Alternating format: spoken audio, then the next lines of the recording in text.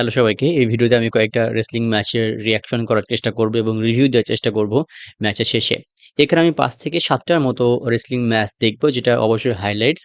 কারণ বড় ভিডিওতে অবশ্যই এক্সপ্লেইন করা একদমই সম্ভব না। এবং একটা অনুরোধ থাকবে আপনার পছন্দের কোনো রেসলার যদি থাকে তাহলে তার সম্পর্কে কিছু আবোল-তাবোল বা হাবিজাবি কথা আমি বলে ফেলতে পারি। কারণ এখানে আমি জাস্ট একটা সাধারণ দর্শক হিসাবে রেসলিং ম্যাচটা কিভাবে এনজয় করা যায় সেগুলো নিয়ে আমি হচ্ছে আমার পয়েন্ট অফ ভিউ থেকে কথা বলার চেষ্টা করব। তাহলে চলুন আর বেশি কথা বাড়ানো চলে যাবো একদম মূল ভিডিওতে। ১ম এ রয়েছে সেথ রলিন্স এবং ড্রু ম্যাকিন্টায়ারের একটা ম্যাচ যেটা খুবই হাই প্রোফাইল একটা ম্যাচ ছিল যেটা কয়েকদিন আগে শেষ হলো যেখানে সর্বশেষ স্যামি জাyn ইন্টারফেয়ার করে। চলুন সেই ম্যাচটার হাইলাইটস দেখে আসি।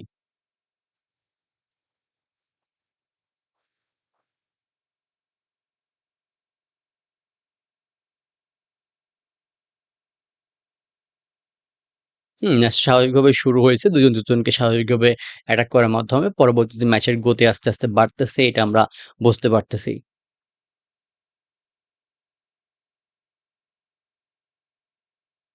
ওকে, কিছু হাই ফ্লাইং মুভ আমরা দেখতে পাচ্ছি এখানে। ওয়াও! আমার এই মুভটা অনেক ভাল লাগছে। বিশেষ করে এখানে যখন দেখতেছেন যে ড্রু ম্যাকিন্টায়ার সেথ রলিন্সকে হচ্ছে টেবিলের উপর দিয়ে ফেলে দিচ্ছে। এই জিনিসটা আমার কাছে অনেক ভাল লাগছে।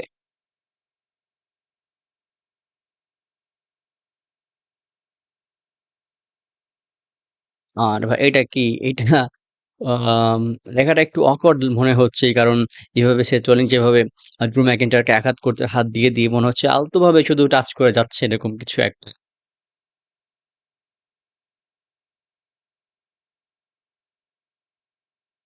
সেথ রলিন্স ড্রু ম্যাকিন্টায়ারের হাতে আঘাত করার চেষ্টা করতেছে। যদিও তার যে ফিনিশার বা মুভটা সেটা তিনি হাত দিয়ে করেন না। তিনি তার পা দিয়ে হচ্ছে ক্লেমার কিকটা দেন। তো এইটা কেন করা হচ্ছে আমি জানি না। কারণ আমরা বিভিন্ন ম্যাচে দেখি যে কি করে অপোনেন্ট তার রেসলারকে আপনার যেখান দিয়ে মুভটা দেয় ধরুন তো সেই ম্যাচ যেমন রক কিক দেয় সেখানে তার পায়ে আঘাত করার চেষ্টা করে। আবার র‍্যান্ডি অর্টনের হাতে আঘাত করার চেষ্টা করে কারণ তিনি হচ্ছে আরকিও দেন হাত ব্যবহার করে। তো সেখানে তার হাতে আঘাত করতেছে এখানে সেথ রলিন্স। দেখা যাক নেক্সট কি আসে।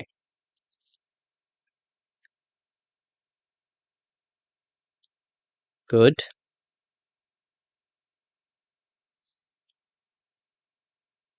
ক্লেমার কিক মিস করে ফেলছে।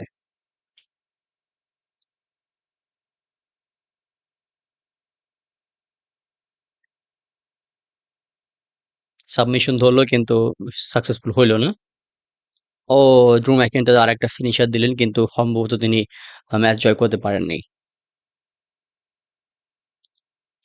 রোল আপ করে জয়লাভ করে ফেললেন আমাদের সবার প্রিয় সেথ রলিন্স। কিন্তু ম্যাচ শেষেও অ্যাটাক করতেছে।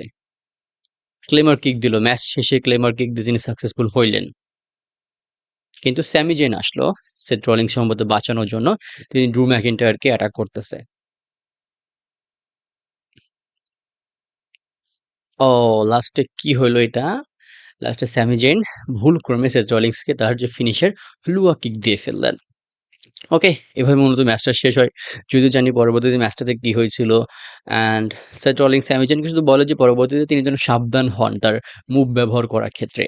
তো এই ম্যাচটা মোটামুটি আমার কাছে ভালোই মনে হয়েছে। কিছু, কিছু মুভমেন্ট একটু অন্যরকম আমি আগেই বললাম যেমন হাত দিয়ে এখানে টাচ করা জাস্ট আলতোভাবে মনে হয়েছিল। এবং কিছু হার্ডকোর টাইপের মুভও ব্যবহার করা হয়েছিল এবং ম্যাচটার স্টোরিটা অনেকটা ভালো ছিল আপনারা আগে যারা দেখে আসছেন এবং সেথ রলিন্সের যেহেতু ম্যাচ সেক্ষেত্রে অবশ্যই ম্যাচ ভালোই হবে। দেখা যাক পরবর্তী ম্যাচে কি আছে আমাদের জন্য। এখন রয়েছে পেন্টা ভার্সেস পিট ডানের একটা ম্যাচ। আপনারা যারা পেন্টাকে চিনতেছেন বা পেন্টাকে জানতেছেন তারা অবশ্যই জানেন পেন্টা খুব ভালো ম্যাচ খেলতে পারে, ভালো স্কিল রয়েছে। কিন্তু যারা পিট ডান সম্পর্কে বর্তমানে যারা পিট ডানের ফ্যান রয়েছেন বা তাকে যারা দেখে আসছেন, তারা অনেকেই হয়তো জানেন যে পিট ডান যখন NXT তে ছিল, অন্যান্য প্রোফাইলে ছিল, অন্যান্য সেগমেন্টে তিনি অনেক ভালো করে এসেছেন, বিশেষ করে ক্রুজের ডিভিশনে। তিনি অনেক ভালো করেছেন এবং তিনি তাকে হচ্ছে ব্রুজওয়েট বলা হইতো আরকি। তো কয়েক মাস আগে তাকে জোকার বানানো হয়েছিল যদিও বর্তমানে তিনি তার বর্তমান পজিশনে ফিরে আসছেন বা পিট ডান এই নামে ফিরে আসছেন। কিন্তু তবুও তিনি তার যেটা তার ডিজার্ভ করা সেটা তিনি এখনো পাচ্ছেন না। যাই হোক আর কথা বলব না, ম্যাচে চলে যাই সরাসরি।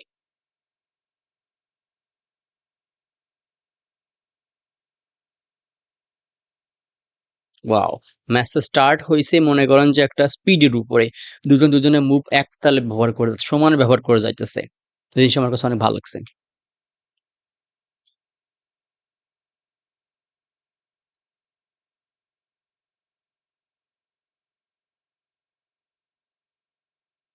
দুজনের হাতে আঘাত করার চেষ্টা করতেছে। স্পেশালি এখানে পিটডান যে হাতের আঙ্গুলে আঘাত করার চেষ্টা করে সেটা তিনি বারবার করতেছেন।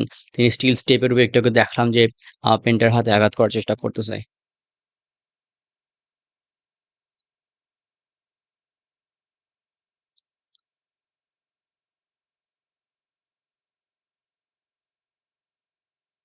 ওকে, পিটডানকে একটু ভায়োলেন্ট মনে হচ্ছে এখানে।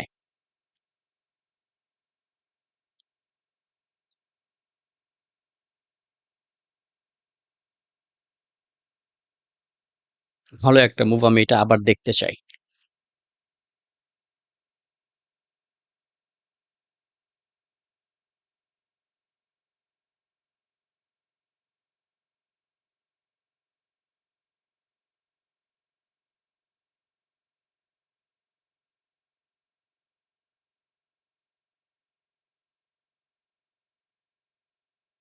ওকে, বিশেষকালে পেইনটা তার ফিনিশার দিয়ে ম্যাচটা জয়লাভ করেন। এই ম্যাচ সম্পর্কে যদি বলতে হয় তাহলে এগুলো হচ্ছে এমন ধরনের ম্যাচ যেগুলো দেখে আপনি কখনোই বোরিং হবেন না। দুজনের হিউজ মুভ রয়েছে, দুজনের বিভিন্ন স্কিল রয়েছে সেগুলো তারা ইজিলি ব্যবহার করে যাচ্ছে একজন আরেকজনের উপরে এবং ম্যাচের কন্ডিশন তারা এমন রাখার চেষ্টা করে যে অডিয়েন্স যারা তার সামনাসামনি ম্যাচ দেখে এবং যারা মনিটরের সামনে ম্যাচ দেখে, স্ক্রিনের সামনে ম্যাচ দেখে তারা কখনোই বোরিং ফিল হয় না এবং এইজন্য আমার এই ম্যাচগুলো অনেক ভাল লাগে। এবং এখানে অবশ্যই গ্রেট বিটডান এবং পেইনটা দুজনের মধ্যে আছে। দুজনেই ম্যাচটা জয়লাভ করার জন্য জয়লাভ ডিজার্ভ করতো আরকি। তো যাই হোক ম্যাচটা আমার কাছে অনেক ভালো লেগেছে। জ্যাকব ফাতু ভার্সাস ব্রাউন স্ট্রোম্যান, এইটা একটা কি বলবো যে খুব পছন্দের একটা ম্যাচ ছিল আমার কাছে। কারণ জ্যাকব ফাতুকে অনেক শক্তিশালী দেখানো হয়েছিল এবং অন্যদিকে ব্রাউন স্ট্রোম্যানও অনেক শক্তিশালী, অনেকটা শক্তিশালী আরকি। দেখা যাক ম্যাচে কি হয়।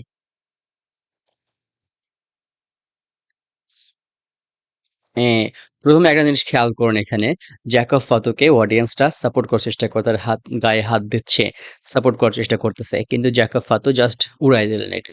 দেখুন এখানে একটা জিনিস হচ্ছে ক্যারেক্টার বিল্ড আপ। WWE চাচ্ছে একটা রেসলারকে নেগেটিভ ক্যারেক্টারের মধ্যে নিয়ে যাইতে, তাকে হিল বানাইতে। কিন্তু অডিয়েন্স আবার চাচ্ছে না। অডিয়েন্স চাচ্ছে যে তাকে পুশ দেওয়া হোক, তাকে ভালো পর্যায়ে দেখতে। তো এই জায়গাতে রেসলার কি করবে আসলে? রেসলার অবশ্যই WWE এর কথাই মানবে। এজন্য তিনি হচ্ছে যেটা করলেন, অডিয়েন্সকে দূরে সরায় দিলেন বা তিনি অডিয়েন্সকে ঘৃণা করেন এটা তিনি দেখালেন আরকি। কিন্তু বর্তমানে এমন একটা সিচুয়েশন চলে আসছে যে আমরা সবকিছুই জেনে যাই। দলের খবর আমরা জেনে যাই। তো সেক্ষেত্রে আসলে একটা রেসলার কোন ধরনের তার মাইন্ডসেট কেমন, তিনি কতটা স্কিলড এগুলো জানাটা অস্বাভাবিক কিছু না। তো আর কথা বলবো না, সম্পূর্ণ ম্যাচ একবারে দেখবো এখন।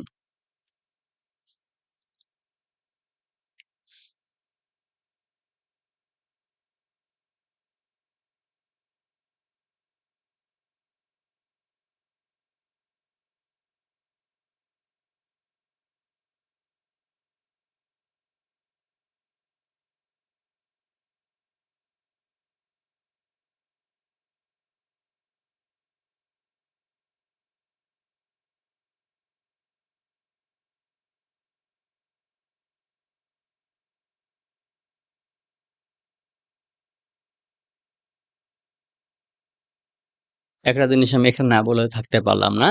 দেখুন এখানে ব্রাউন স্ট্রোমান জাস্ট একটা মুভ ব্যবহার করছে বা সরি একটা মুভ মিস করছে এবং তার পরবর্তীতে সে শুধু মার খেয়ে যাচ্ছে, মার খেয়ে যাচ্ছে। জ্যাকো ফাতো তাকে মেরে এখন একদম কি বলেছে আলু ভর্তা করতেছে এরকম কিছু একটা। মনে হচ্ছে ব্রাউন স্ট্রোমানের এখন কোনো শক্তিই নাই। এভাবে তিনি মার খেয়ে যাচ্ছেন।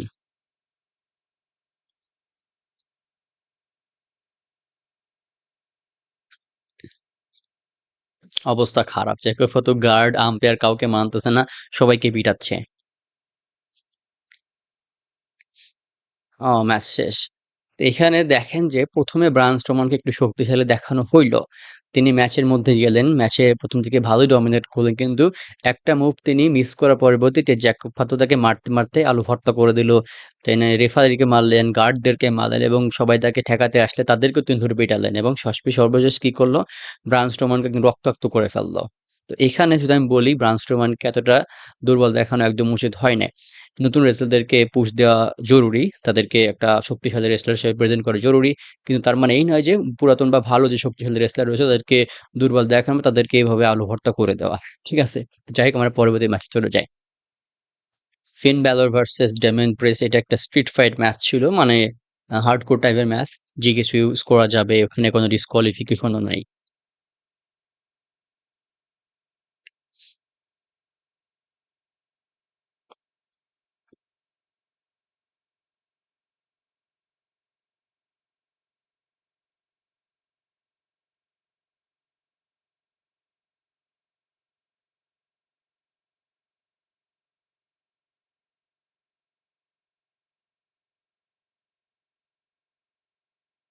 স্ট্রিট ফাইটের মতো ম্যাচটা চলছিল। দুজনে ভালোই ডমিনেট করে। বিশেষ করে এখানে ফিন ব্যালরও মোটামুটি ফাইট ব্যাক করে। কারণ অবশ্যই শক্তিশালী দেখানো হবে ডেমিয়ান প্রিস্টকে। তো ফিন ব্যালরকে যখন স্ট্রেচারে করে নিয়ে যাওয়া হচ্ছিল তখন ফিন ব্যালরের সাঙ্গপাঙ্গ যারা আছে কার্লিতো এবং জেফ ম্যাকডোনা তারা এসে এখন ডেমিয়ান প্রিস্টকে অ্যাটাক করতেছে। কিন্তু আমাদের ডেমিয়ান প্রিস্ট তিনি আনস্টপেবল। তিনি ফিন ব্যালরকে ওই অবস্থায় পেটাচ্ছেন।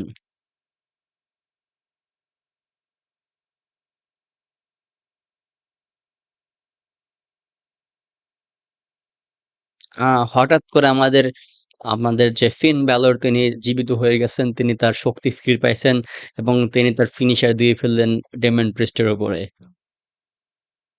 ওয়ার রাইডার্স আসছে এখানে। ওয়ার রাইডার্স এসে ডেমিয়ান প্রিস্টের পক্ষে নিয়ে আ তাদেরকে জাজমেন্ট ডেকে অ্যাটাক করতেছে। তাদেরকে ভালোই গণপিটুনি দিচ্ছে।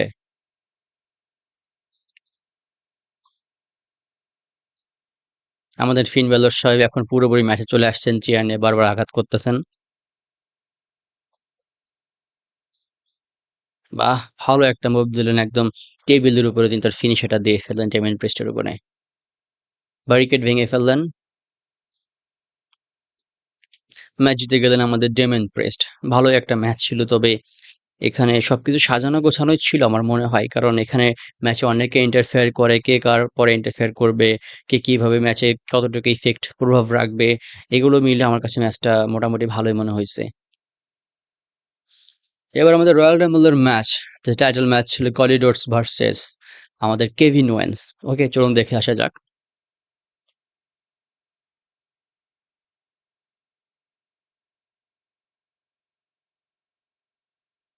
স্বাভাবিকভাবে ম্যাচটা চলতে থাকে। তবে ম্যাচের ১ম যে পেসটা এটা একটু স্লো ছিল বলে আমার মনে হচ্ছে।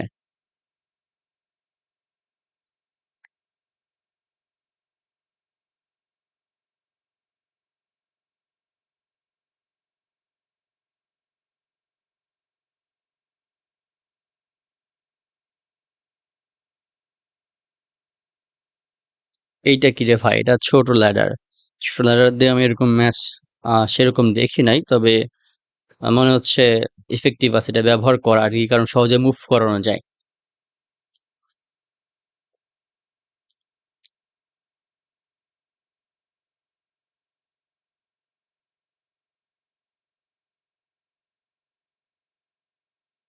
এটা ল্যাডারের একটা অংশ মনে হয় এটা দিয়ে একটা স্টিকের মতো পেটানো যায়।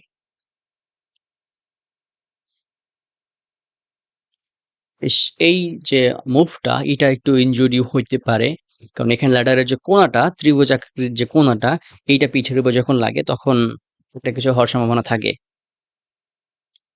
Wow! Look at the power slam. এখানে কেভিন ওয়েন্স তার ফিনিশার যেটা সেটা ল্যাডারের উপরে কডি রোডসকে কিভাবে আঘাত করছে এটা আসলে মারাত্মক একটা ব্যাপার ছিল। এই যে আপনারা দেখতে পেলেন যে এখন যে টপ রোপের উপর থেকে আ কেভিন ওয়েন্স কিভাবে একটা স্ল্যাম দিলেন। তো এইটা কিন্তু ইনজুরি হইতে পারত। কারণ এখানে কডি রোডস অবশ্যই ল্যাডারের উপর পড়ছে। ঠিক আছে স্বাভাবিকভাবে পড়ছে। কিন্তু কেভিন ওয়েন্সের মাথাটা ল্যাডারের একটা অংশে লেগেছিল জাস্ট এখানে এবং এইটা খুবই একটা কি বলা যায় মারাত্মক একটা জায়গা যেখান থেকে ইনজুরি হওয়াটা স্বাভাবিক ছিল। তবে বেঁচে গিয়েছেন কেভিন ওয়েন্স আরকি। স্যামি জান আসছিল খোঁজখবর নিতে যে কেভিন ওয়েন্সের কোনো সমস্যা হয়েছে কিনা। তিনি আবার আপনার কডি রোডসের শত্রু না। তারও খোঁজ নেবে অবশ্যই। একটা লো ব্লো দিল।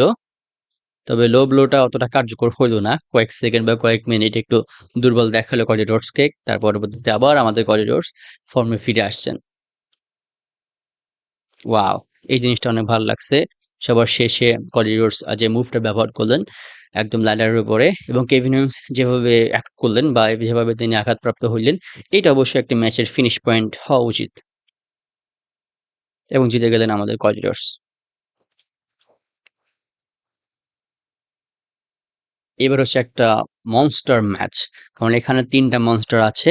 একটা হচ্ছে দ্য বিস্ট ব্রক লেসনার, কেন আছে এবং ব্রাউন স্ট্রোম্যান আছে। ৩ জনই একটা মনস্টার বা বিস্ট টাইপের এবং এইটা হচ্ছে আপনার ওয়ার্ল্ড হেভিওয়েট চ্যাম্পিয়নশিপ টাইটেলের জন্য বা ইউনিভার্সাল টাইটেলের জন্য। তো ম্যাচটা আমার খুব প্রিয় একটা ম্যাচ। একটু দেখে আসি।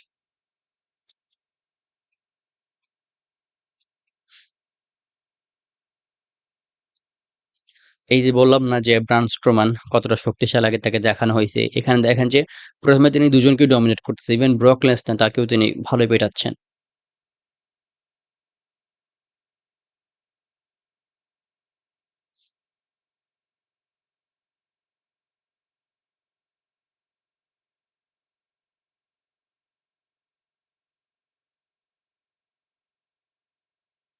ব্রান স্ট্রোমানকে সুপ্লেক্স দেওয়া, এইটা জাস্ট দেখার মতো একটা ব্যাপার।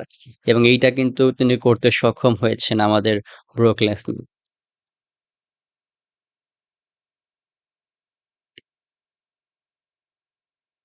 কেন কম না, তিনি তার চোখস্লাম দিয়ে যাচ্ছেন।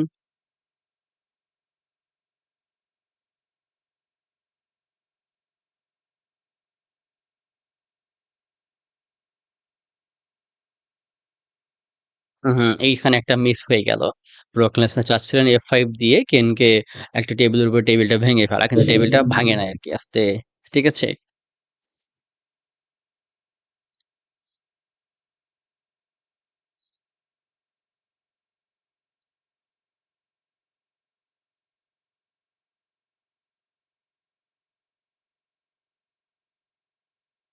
F5 দিয়ে ম্যাচ জিতে গেল ব্রক লেসনার। এই সময়টা হচ্ছে তৎক্ষণাৎ সময় যখন আমাদের ব্রান স্ট্রোমান তিনি তার সেরা ফর্মে ছিলেন। তাকে খুবই মনস্টার, খুবই শক্তিশালী দেখানো হয়েছিল এবং এখানে তিনি অনেক ভালোই পারফর্ম করেছেন। কেন মোটামুটি বলতে তার যে অবস্থান, বয়সের সাথে তুলনা করে তিনি এখানে অনেক ভালো পারফর্ম করছেন। তো সেই হিসেবে একটা ভালো সময়, ভালো একটা ম্যাচ ছিল আমার মতে। আপনাদের কেমন লেগেছে জানাতে পারেন। সর্বশেষ হচ্ছে একটা ম্যাচ না, ম্যাচের একটা অংশ রয়্যাল রাম্বল ২০২০ এ ব্রক লেসনার কাদেরকে এলিমিনেট করেন এবং তিনি যতটা সময় রিং এর মধ্যে ছিলেন ওইটার হাইলাইটস আরকি।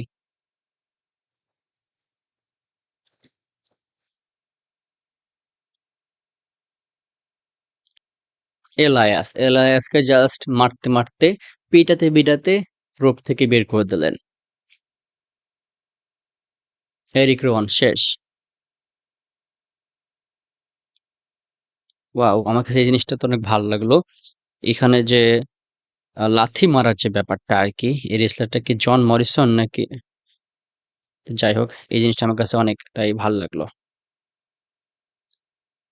কফি কিংস্টন ভাইরে ভাই, কফি কিংস্টন রে যদি আপনি একটা সুপ্লেক্স দেন, মানে ব্রক লেসনার একটা সুপ্লেক্স দেয় তাহলে কফি কিংস্টন এর মারার জায়গা থাকে না। এবং আমার কাছে মনে হলো তিনি একদম এরকম হয়ে গেছেন। একটা জায়গা থেকে এরকম হয়ে গেছেন।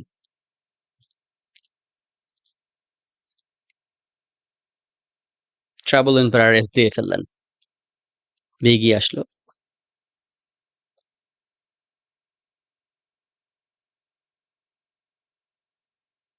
ওকে, এটা হচ্ছে ব্রক লেসনারের ফ্রেন্ড। আমি নামটা ভুলে গেলাম হঠাৎ করে। যাই হোক, তিনি ১ম এ এসে ভাবছিলেন ব্রক লেসনার তাকে সাপোর্ট করে দুজনে মিলে রিং এর মধ্যে থাকতে পারবেন। তারা কিন্তু ব্রক লেসনার তাকে সুপ্লেক্স দিয়ে জাস্ট বের করে দিল টপ রোপ উপর দিয়ে। নাকামুরার সাথে ছিল তখন স্যামি জেইন। স্যামি জেইন জাস্ট একটা জোকার ছিল তখন এবং নাকামুরাকে জাস্ট মারতে বের করে দিল।